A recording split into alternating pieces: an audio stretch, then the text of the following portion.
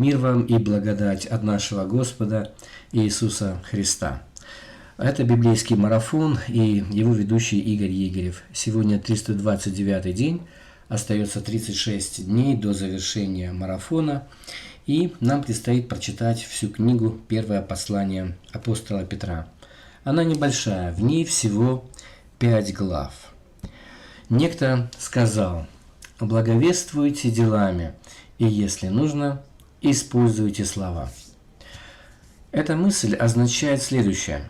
Наши дела очень часто говорят громче, чем слова, и люди, видя то, как мы живем, скорее склонны верить и тому, о чем мы говорим, соответствует ли наша жизнь тому, что мы проповедуем.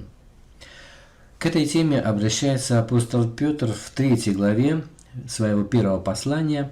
Он пишет женам, мужья которых не верят в Иисуса Христа и не прислушиваются к их словам, не принимают Иисуса как Господа. И этим женам апостол Петр пишет следующее: «Также и вы, жены, повинуйтесь своим мужьям, чтобы те из них, которые не покоряются слову, житием жен своих без слова приобретаемы были, когда увидят ваше чистое богобоязненное житие». Это 3 глава, 1 и 2 стих. Здесь идет обращение к женщинам.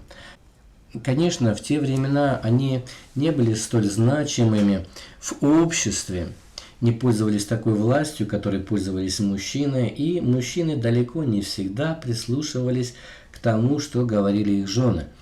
И здесь Петр пишет о том, что на первое место могут выйти их дела, чтобы мужья обратили внимание на их поведение, которое, возможно, изменилось с тех пор, как они приняли Иисуса Христа.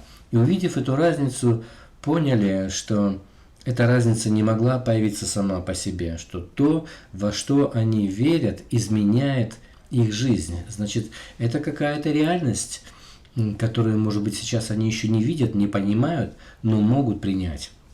Я думаю, что этот совет, или лучше сказать повеление, сказанное женам, мы могли бы рассматривать и в более широком контексте.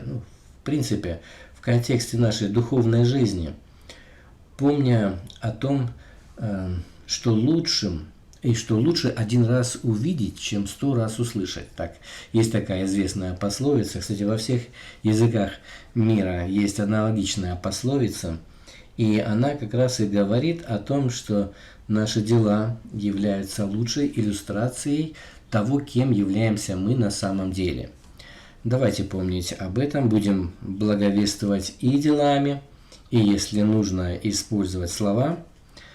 Но, кстати, не надо забывать и про слова также, потому что люди должны понимать источник тех перемен, которые происходят с нами, чтобы они не приписывали эти перемены и все хорошее, что произошло с нами в нашей жизни, чтобы они не приписывали это нам самим, а видели источник благословения, видели самого Господа, который стоит за нашими поступками, потому что мы здесь на земле представляем Господа Иисуса Христа.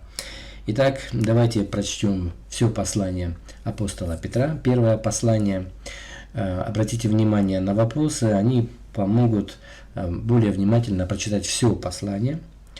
Также задавайте ваши собственные вопросы, если они у вас возникают по мере чтения Библии или же слушания урока. Комментируйте, делитесь вашими открытиями, ставьте лайки и подписывайтесь на наш канал.